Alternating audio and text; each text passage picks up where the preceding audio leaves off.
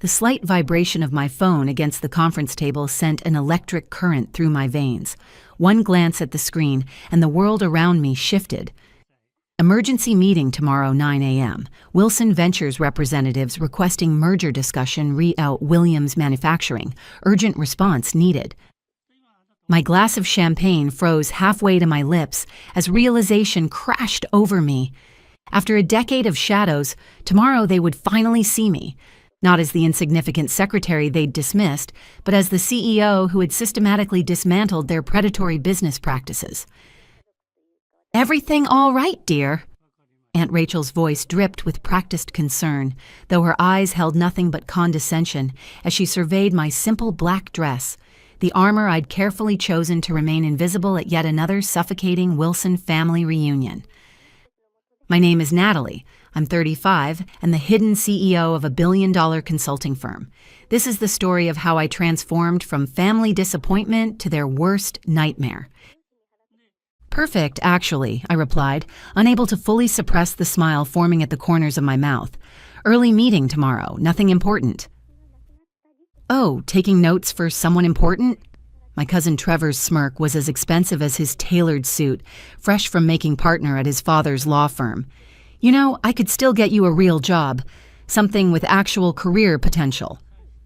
I swallowed the truth that burned in my throat, that my little consulting firm managed over $122 billion in client assets, that my signature awaited contracts on my desk that were worth more than his annual salary, that tomorrow morning he would be sitting across from me in a very different power dynamic.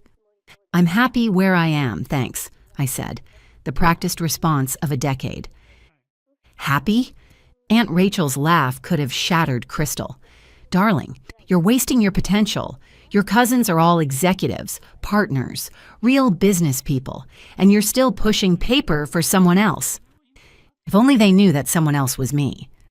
The irony wasn't lost on me that this reunion was happening in the same mansion where, 10 years ago, they had crushed my dreams. I'd walked in with an MBA and a revolutionary business plan for restructuring failing companies, convinced my family's vast connections would help launch my career. Instead, they laughed. "Consulting?" Uncle Kyle had scoffed. "Leave that to the big firms, girl. Join the family business. Start in the mailroom. Work your way up like everyone else." Everyone else meant my male cousins, of course. The Wilson family's idea of success was strictly defined and strictly controlled, a network of companies each headed by a carefully chosen male heir. Women were expected to marry well or take subordinate positions, nothing more. That night, I made 2 decisions that would change everything. First, I would build my own company without their help or knowledge. Second, I would make them regret every dismissive word. Summit Solutions began in a tiny office above a Chinese restaurant. My savings covered the rent, barely. But I had something more valuable than money. I understood how companies worked, how they failed, and most importantly, how to fix them. My MBA dissertation on corporate restructuring had won awards that my family conveniently ignored. My 3 years working at Anderson Consulting had given me both experience and contacts they never bothered to ask about. My first client was a small manufacturing firm on the verge of bankruptcy. The owner had been turned down by every major consulting firm in the city. I spent 3 months restructuring their operations, streamlining processes, and negotiating with creditors. 6 months later, they were profitable again. Word spread quietly through business circles about the mysterious consulting firm that could save dying companies. I hired carefully, choosing people who shared my vision and my discretion. Every employee signed ironclad NDAs. My name never appeared on any public documents. I was simply the CEO. As Summit Solutions grew, I maintained my cover as a low-level employee. I kept the tiny office above the restaurant even as we expanded into a sleek downtown headquarters. When family members asked about my job, I described mundane administrative tasks, watching their eyes glaze over with disinterest. The deception wasn't just about pride, it was strategy. The Wilson family's business empire was built on acquiring struggling companies at rock-bottom prices. My firm's specialty was saving those same companies before they became vulnerable to hostile takeovers.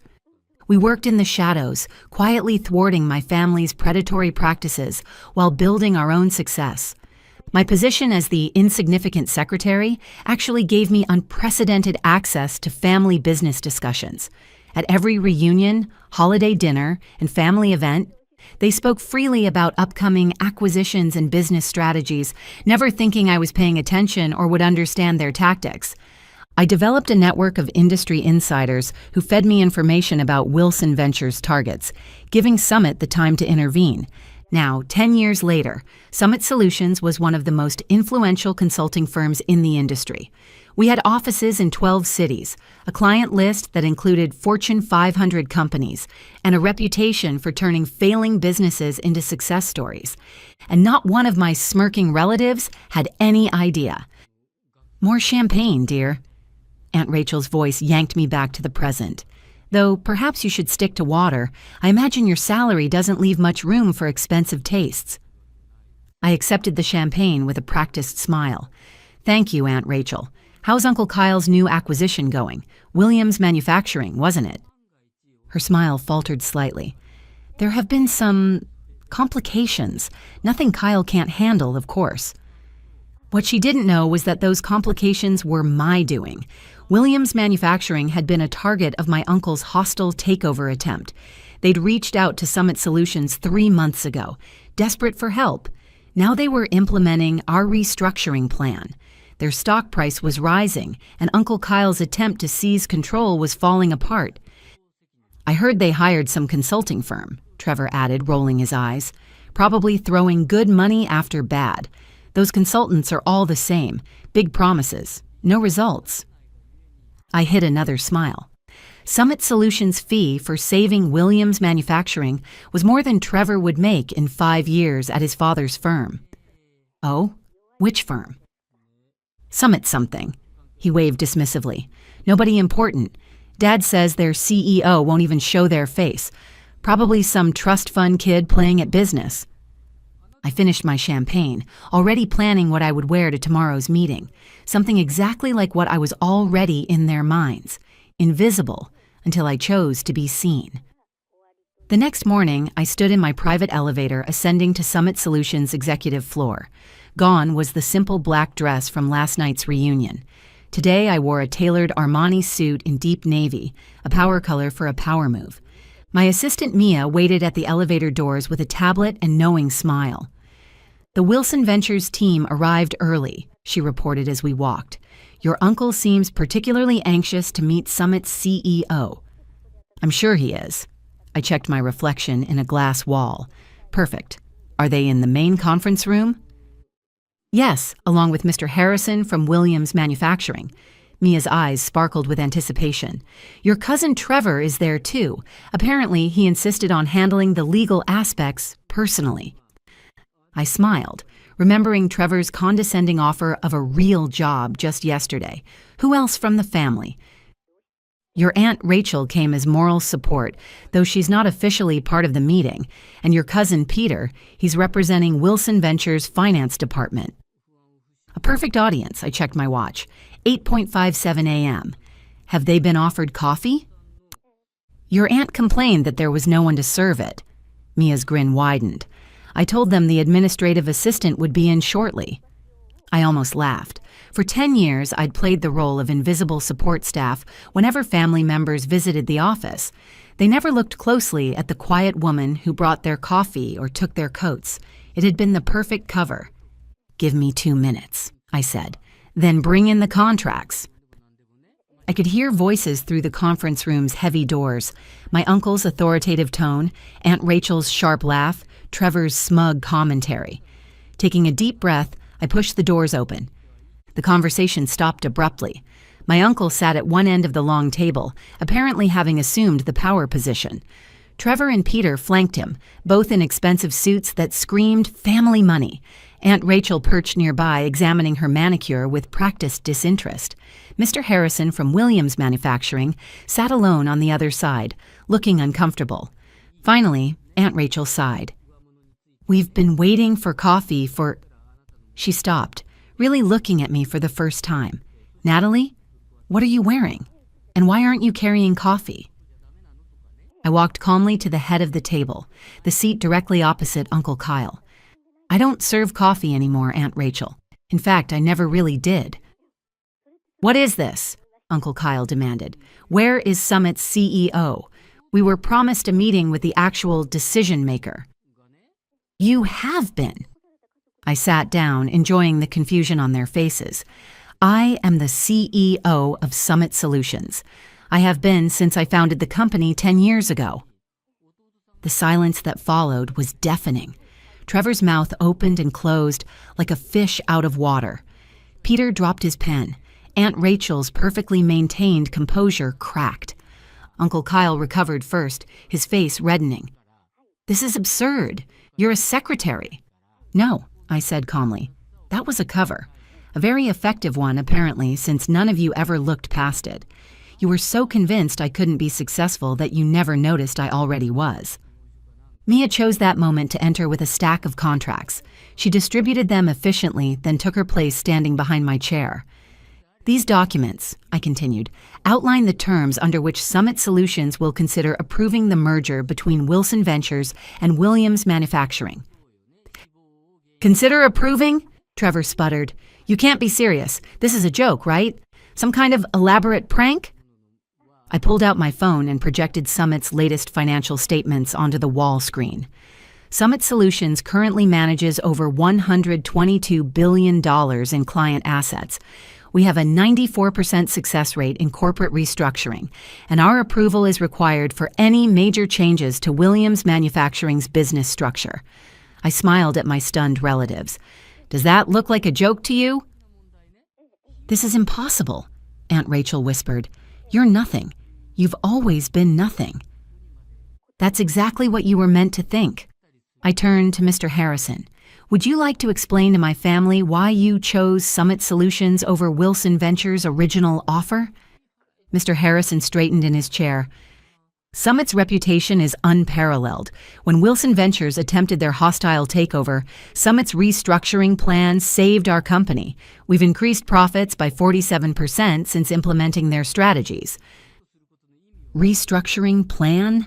Peter looked like he might faint. The plan that destroyed our acquisition attempt. That was you? Among others. I began listing cases on my fingers. Peterson Electronics, which you tried to acquire last year. Maritime Shipping, which you underbid on last quarter. The Davidson Group, which mysteriously recovered just before you could buy them out. I leaned forward. For 10 years, I've been quietly undermining every predatory acquisition attempt your company has made. Uncle Kyle's face had turned an alarming shade of purple. You deliberately sabotaged family business. No, I corrected. I built my own business, one that helps companies survive instead of devouring them for parts. The fact that it interfered with your plans was just a karmic bonus. This is ridiculous, Trevor declared, standing up. I'm calling our lawyers. Sit down, Trevor. My voice carried an authority that made him freeze. You really should read those contracts in front of you, the ones your firm spent months trying to secure for this meeting. I watched realization dawn on his face. That's right. Your law firm's biggest client this year? That was me too. I made sure to route Summit's legal work through layers of shell companies and subsidiaries specifically to your division, knowing you'd be too busy chasing billable hours to look closely at who owned what. Mia stepped forward with another document. This is a summary of Summit's current market position and liquid assets. You'll note that we're now in a position to acquire controlling interest in Wilson Ventures if we choose. The room erupted in chaos. Aunt Rachel was practically hyperventilating. Peter was frantically checking the numbers on his phone. Trevor had collapsed back into his chair, looking shell-shocked. This is blackmail, Uncle Kyle growled. No, I said quietly. This is business. The kind you taught me I'd never be capable of handling. I stood up, smoothing my jacket. You have until 5 p.m. today to review the merger terms. They're very generous considering our position. If you decline, Summit Solutions will begin purchasing Wilson Ventures stock on the open market tomorrow morning. I headed for the door, then paused. Oh, and Aunt Rachel, that champagne you so graciously offered me last night? I own the vineyard that produces it. Bought it last year as part of our diversification strategy when we expanded into luxury goods holdings. The coffee you were so desperate for this morning, that chain too." I smiled sweetly. Turns out my salary does leave room for expensive tastes after all. The door closed behind me on their stunned faces. In my private office, I finally allowed myself a moment to process what had just happened. 10 years of careful deception, of playing the invisible underachiever, had led to this moment. Mia appeared with a real cup of coffee, my favorite blend from my own coffee chain. Was it worth the wait? I thought about all the times I'd served coffee in this very office, watching my family dismiss me, underestimate me, write me off as nothing more than a secretary, every single second. My phone buzzed, messages already pouring in from family members who must have heard about the meeting. I silenced it without looking. They'd have plenty of time to process their new reality. Right now, I had an empire to run. And for the first time in 10 years, I could finally do it without hiding who I really was. The next 48 hours were exactly what you'd expect when a family built on power and appearances suddenly discovers they're not at the top of the food chain anymore. The messages started pouring in almost immediately after the meeting. Aunt Rachel. "Darling, let's discuss this over lunch. You always were my favorite niece." Trevor. "Come on, Nat, we were just joking around. Family should stick together." Peter. "You can't do this to us. We're blood." I ignored them all, focusing instead on the rapid-fire emails from Wilson Ventures board members. They weren't stupid. They could see which way the wind was blowing. By noon, they had scheduled an emergency board meeting. By 3, they had voted to accept Summit's merger terms. Uncle Kyle, predictably, didn't go quietly. "You've betrayed this family," his voice echoed through my office as he barged in unannounced. Mia moved to intervene, but I waved her off. "Let him have his moment." "Actually," I said, not looking up from my computer, "I'd say I learned from this family. Isn't this exactly what you taught us? Seize power, eliminate competition, never show weakness." "We gave you everything." That made me laugh. "You gave me nothing, less than nothing. You taught me that I would never be good enough, that my only value was in supporting the men in the family. So I built something better. By deceiving everyone for a decade." I finally looked up at him. "By letting you deceive yourselves.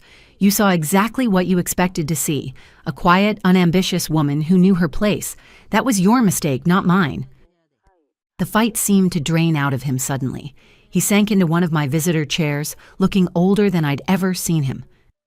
"Why reveal yourself now? You could have continued operating in secret." "Because it was time." I closed my laptop. "Williams Manufacturing isn't the only company you're trying to acquire. There's Thompson Electronics, Maritime Solutions, at least 3 others. Companies with good people, solid products that just need help restructuring. I'm tired of watching you destroy them." "It's business," he protested weakly. "No, it's greed, and it stops now." I handed him a folder. "These are the final merger terms. Summit Solutions will acquire a controlling interest in Wilson Ventures. We'll restructure the company to focus on building businesses up, not tearing them down. You can stay on as a consultant if you accept the new direction. If not, your golden parachute is outlined on page 3. He opened the folder with trembling hands. "You thought of everything." "I learned from the best," I smiled without warmth. "Though not in the way you intended." After he left, Mia brought in a stack of newspapers. Summit's revelation was already making headlines. "Secret CEO revealed. How one woman built a billion-dollar empire in secret. Wilson family shocked. The hidden success story they never saw coming." My phone buzzed again, this time with a message that actually mattered. My mother, who had divorced Uncle Kyle's brother years ago and distanced herself from the Wilson family's toxicity, had sent a single line. "I always knew you would show them." The next few weeks were a whirlwind of changes. Wilson Ventures' board enthusiastically embraced Summit's new direction. Their stock price jumped 40% on the announcement of the merger. Companies that had feared the Wilson name now sought partnerships. The press couldn't get enough of the story. Aunt Rachel tried to spin it as a heartwarming family success story. "We always knew Natalie had potential," she told one reporter. "This just proves that the Wilson spirit of entrepreneurship runs in the blood." I responded by releasing archived video of last year's family reunion where she had spent 20 minutes explaining to everyone why I would never amount to anything. The footage went viral. She stopped giving interviews after that. Trevor attempted damage control in his own way, claiming he had been in on it all along. Unfortunately for him, too many people had witnessed his shocked face in that conference room. His law firm's other clients began questioning his judgment. Within a month, he was quietly asked to take a leave of absence. Peter adapted the fastest, approaching me with a business proposal just 2 weeks after the revelation. "We could dominate the market together," he suggested over an awkward lunch. "The Wilson Summit Alliance would be unstoppable." "That's not what Summit Solutions is about," I told him. "We don't dominate. We elevate." The real changes came in quieter moments. The young intern who tearfully thanked me for showing her that success didn't require compromising her principles. The female executives who started reaching out, sharing their own stories of being underestimated. The business schools that invited me to speak about building ethical success in a cutthroat world. 3 months after the revelation, I stood on a stage accepting the Business Innovation Award. Looking out at the audience, I saw my mother sitting in the front row, beaming with pride. Behind her sat several of my former administrative assistants, all women who had helped maintain my cover while building their own careers within Summit. "Success isn't about who has the most power," I told the crowd. "It's about how you use the power you have." For 10 years, I played a role that made powerful people underestimate me. I could have revealed myself sooner, but I chose to wait until Summit Solutions was strong enough to create real change. The applause was thunderous, but the real satisfaction came later that evening. I was working late in my office when Mia brought in an interesting piece of news. Uncle Kyle had just announced his retirement. His resignation letter included an unexpected paragraph. "My niece taught me that true business success isn't measured in acquisitions or assets, but in the positive impact we create. I regret that it took losing control of my company to learn this lesson." I leaned back in my chair, thinking about the long game I had played. 10 years of careful planning, of swallowing pride and playing small, had led to this moment. Summit Solutions wasn't just successful, it was changing how business was done. The next family reunion would certainly be interesting. I planned to host it myself, in Summit's main conference room, the same room where I had served coffee countless times, watching and waiting for the perfect moment to show them who I really was. Mia knocked on my door. "Your 4 p.m. is here, the CEO of Thomson Electronics, the company your uncle was trying to acquire." I smiled. "Show them in. And Mia, bring coffee for everyone, the good stuff from our chain." As I stood to greet my visitors, I caught my reflection in the window. No more hiding, no more playing small. I had built something remarkable not despite my family's dismissal, but because of it. They had taught me that power doesn't always look like what people expect. Sometimes it looks like a quiet woman in a simple black dress, serving coffee and taking notes, while building an empire right under everyone's nose. The tabloids called it revenge. The business papers called it strategic genius. But for me, it was simply justice served. One corporate takeover at a time, with a side of perfectly brewed coffee. And somewhere, in a small office above a Chinese restaurant, my original desk still sits. I keep it as a reminder that success doesn't always wear designer labels or demand attention. Sometimes it works quietly, patiently, building something extraordinary while the world looks the other way. That's the real secret to success, not the power you show, but the power you build when no one's watching.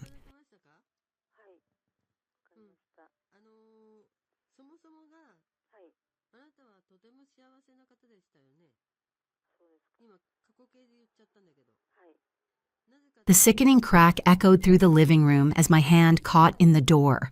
Pain exploded up my arm in white-hot waves as I looked down to see bone visibly breaking through skin.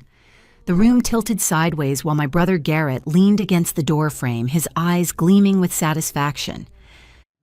"Boys will be boys," Mom sighed, her voice dripping with dismissal as I clutched my severely injured hand against my chest. She didn't even look up from her magazine. "Stop being so dramatic, Emily," Dad muttered from behind his newspaper. "Your brother is just playing." My name is Elena. I'm 42 and an adoption advocate. This is the story of how I made a man face the children he left behind.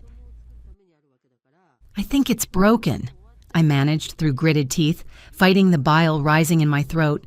"I need to go to the hospital." "Hospital?"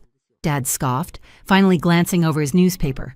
"What do you need a hospital for? Put some ice on it." Garrett, 19 and built like a linebacker, smirked. "Yeah, little sister, don't be such a baby. We were just wrestling." Wrestling, right? That's what they always called it when Garrett decided to use me as his personal punching bag. Whether it was accidentally, shoving me down the stairs, playfully, holding my head underwater until black spots danced in my vision, or now, deliberately crushing my hand in the door. It was always just brothers picking on their sister. "Mom, please," I pleaded, tears streaming down my face despite my best efforts. "I can see the bone." Finally, Mom glanced over, her expression shifting slightly as she noticed the unnatural angle of my fingers and the blood beginning to seep through my sleeve. "Oh dear," she sighed as if I'd merely spilled something on the carpet. "I suppose we should have it looked at." She turned to my brother. "Garrett, dear, would you drive Emily to the clinic?" "No," I said too quickly, panic rising in my throat.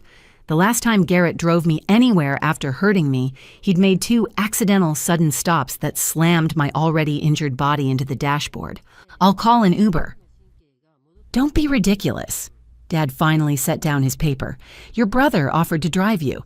Don't make this more dramatic than it needs to be." I looked at Garrett, at the gleam in his eyes that promised more pain to come, and made a decision. "I'm calling 911. The room went silent. Garrett's smirk vanished. Mom's face paled. Dad stood up so quickly his chair toppled backward. "You will do no such thing," he growled. "We don't need ambulances and police reports. This is a family matter." But I was already dialing with my good hand, backing toward the front door. Years of Garrett's abuse had taught me to be quick, to always have an escape route. "I need an ambulance," I said clearly into the phone, watching my family's expressions shift from annoyance to anger. "My brother broke my hand. I can see bone."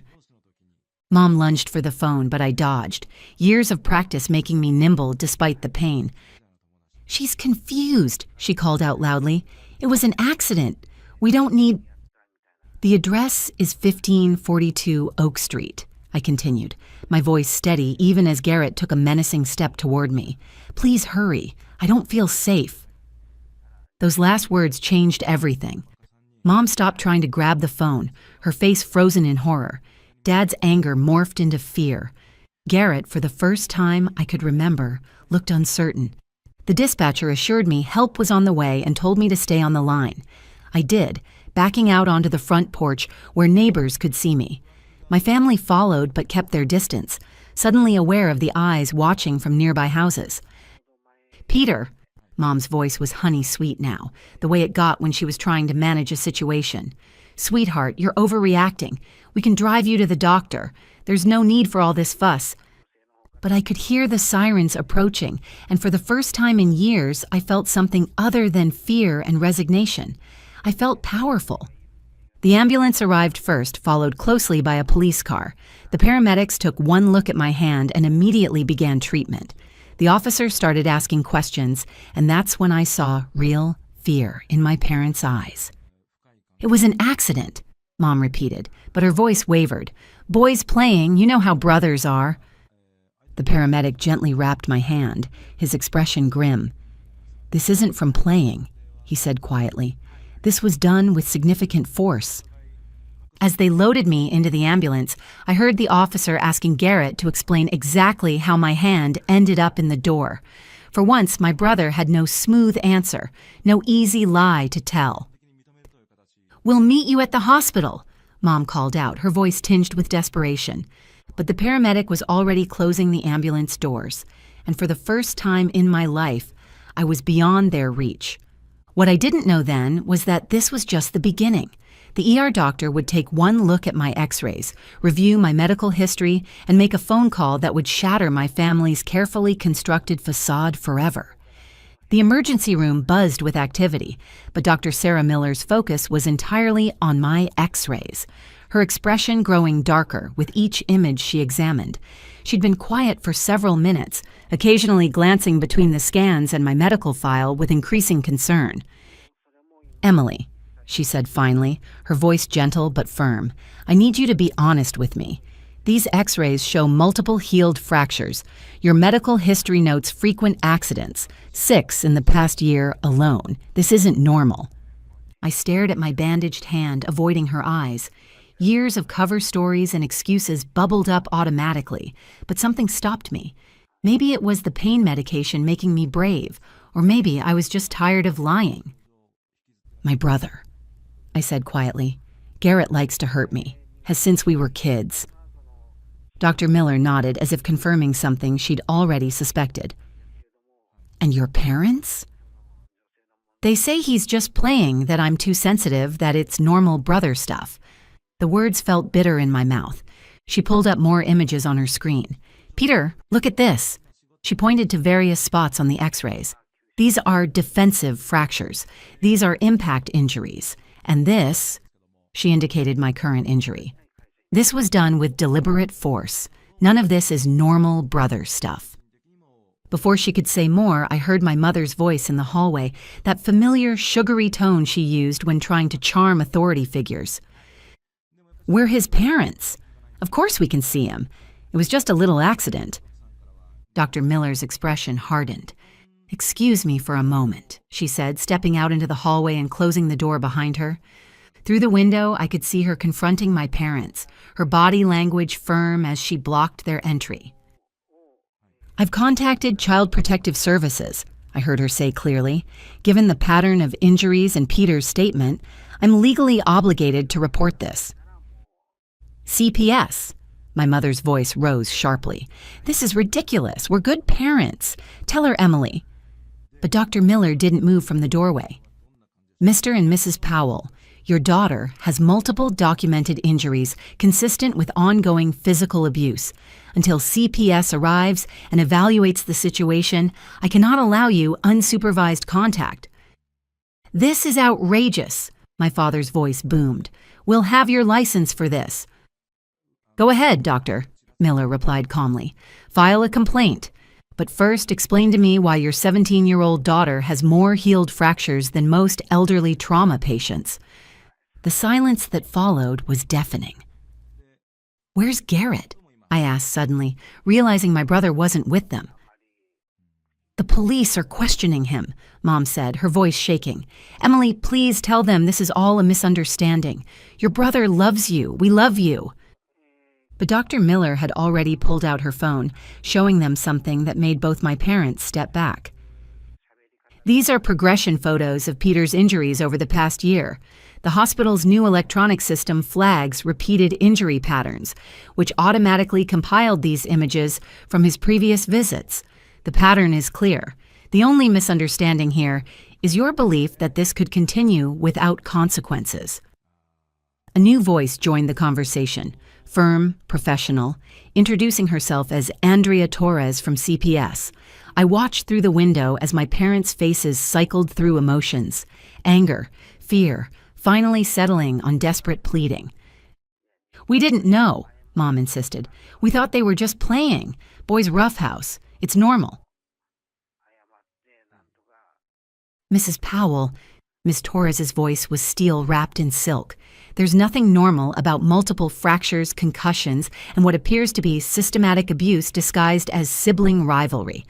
We'll need to discuss temporary placement for Emily's safety." "Placement?" Dad's voice cracked. "You can't take our son." "You lost that argument when you watched your older son break his sister's hand and did nothing," Dr. Miller interjected. "Emily needs a safe environment to heal." As if to emphasize her point, a police officer appeared in the hallway, his expression grim. "We've finished questioning Garrett Powell. Given the evidence and witness statements, we're placing him under arrest for assault and battery." My mother's wail echoed through the hallway. My father started arguing loudly about family loyalty and misunderstandings. But through it all, I felt strangely calm. For the first time in years, someone was seeing the truth, not just about my injuries, but about the family dynamic that had allowed them to happen. Dr. Miller returned to my room, closing the door on my parents' protests. "Emily," she said gently, "I know this is overwhelming, but you're safe now. We're going to make sure you stay that way." I looked at my bandaged hand, then at the X-ray showing years of hidden abuse. "What happens now?" "Now," she said with a small smile, "you heal. Both your hand and everything else they've broken. And this time, nobody gets to tell you it doesn't hurt." Through the window, I could see my parents being escorted away, my mother in tears, my father's face red with rage. But for once, their emotions weren't my responsibility. For once, I didn't have to pretend everything was fine. Dr. Miller handed me a tissue, and I realized I was crying, not from pain or fear, but from relief. Someone had finally seen through the facade of our perfect family, and they weren't looking away. That night, while I was still in the hospital, Ms. Torres from CPS contacted my Aunt Lindsay, my mother's sister who'd been estranged from our family for years. She had always suspected something was wrong but had been kept away by my parents. Within 24 hours, she arrived at the hospital, immediately filing for emergency temporary guardianship with the court's approval. 6 months after that night in the emergency room, I stood in front of the courthouse, my newly healed hand clutching a folder of medical records. Garrett's trial for felony assault and battery was about to begin, and for the first time, I would tell my story publicly. Living with my Aunt Lindsay in the months following the incident had shown me what a real family should feel like. No walking on eggshells, no constant fear, no dismissing injuries as just playing. She'd helped me find a therapist, supported my decision to press charges, and most importantly, believed me. "You ready?" Aunt Lindsay asked, squeezing my shoulder gently as we stood outside the courthouse. She had driven us there that morning, the same way she'd driven me to every doctor's appointment and therapy session since taking me in. Behind us, Dr. Miller stood with Ms. Torres from CPS, both women having become unexpected allies in my journey to justice. I nodded, straightening my tie. The past months had changed me. I'd grown taller, stronger, more confident. Regular meals without stress and nights without fear had done wonders for my health.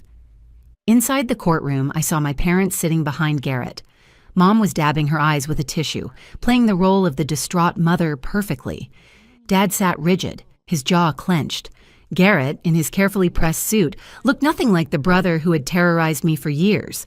When I took the stand, their lawyer tried to paint it all as normal sibling rivalry gone wrong.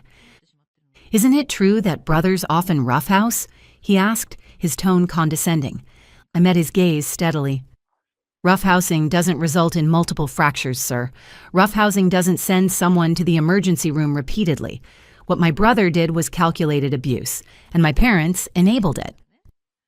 The prosecutor presented my medical records, X-rays displaying years of injuries. Dr. Miller testified about the pattern she discovered, how the injuries were consistent with deliberate harm rather than accidents. School nurses testified about suspicious bruises they had documented and reported over the years. Teachers about my flinching when Garrett came near, reports they had filed that somehow never resulted in action. Then came the security footage from neighbors' cameras, which the police had collected after the 911 call when they canvassed the neighborhood as part of their investigation. The jury watched in silence as video after video showed clear abuse, my parents visible in the background, doing nothing. Garrett's lawyer tried one last angle. "Your brother was just trying to toughen you up, wasn't he? Prepare you for the real world?" I leaned into the microphone, my voice clear and strong. "The real world has laws against assault. The real world has consequences for hurting people. My brother didn't prepare me for anything except how to survive abuse." The verdict came back quickly. Guilty on all counts. Garrett was sentenced to 4 years in prison for aggravated assault and battery with special circumstances due to the pattern of abuse. Garrett's face finally showed something other than smugness, fear. As they led him away, my mother broke down, sobbing. My father wouldn't look at me. Both were facing charges of child endangerment and negligence, with their trial scheduled for the following month. But I wasn't done. Outside the courthouse, surrounded by reporters, I made an announcement that would change everything. "Today isn't just about my brother's actions," I said, Aunt Lindsay's supportive hand on my shoulder. "It's about breaking the cycle of abuse that families hide behind words like boys will be boys and sibling rivalry. That's why I'm starting a foundation to help other teenagers trapped in abusive family situations." Dr. Miller stepped forward. "The medical community often misses these cases because families are so good at hiding them. Emily's foundation will help train doctors to recognize patterns of sibling abuse and provide resources for victims." The reporters' cameras flashed as Ms. Torres announced that CPS would be partnering with the foundation to develop new protocols for identifying and handling cases of sibling abuse. With their institutional support and initial grant funding we secured, my story was becoming something bigger than myself. 1 year later, I stood at a podium in the City Convention Center addressing a room full of medical professionals, social workers, and abuse survivors. My foundation had already helped dozens of teenagers escape similar situations, and our training program was being implemented in hospitals across the state. Garrett was serving his sentence. My parents had been found guilty of child endangerment, receiving suspended sentences and mandatory parenting classes, while permanently losing custody of me. I was thriving under Aunt Lindsay's legal guardianship, which had been made permanent by the courts. The nightmares had mostly stopped, and I no longer flinched at sudden movements. "Sometimes," I told the audience, "the bravest thing we can do is admit that what's happening isn't normal, isn't okay, and isn't our fault. Sometimes we have to break family silence to save ourselves." After the speech, Doctor, Miller approached me with a smile. "Remember that scared kid in my ER? Look at you now." I smiled back, touching the small scar on my hand, a reminder of the night everything changed. "Thank you for being the first person to really see what was happening." "No," she said firmly. "Thank you for being brave enough to speak up. You've helped create a system that will protect others like you." As I drove home with Aunt Lindsay that evening, I thought about how far I'd come from that night when I finally called 911. My brother had broken my hand, but he hadn't broken my spirit. My parents had tried to silence me, but they'd only given me a louder voice. The Foundation's hotline rang constantly now, each call a chance to help another teenager realize that family loyalty shouldn't mean accepting abuse. Each success story was a reminder that sometimes the worst moments in our lives can lead to the most meaningful changes. I wasn't just surviving anymore. I was thriving and helping others do the same. And that was the best revenge of all. Before you go, here's a quick bonus for sticking around. If you love learning and growing like I do, you need to try audiobooks. I've got an exclusive deal with Audible. Your first month is completely free. That's access to over 500,000 titles, zero cost to you. All the details are waiting in the description. Don't miss this one.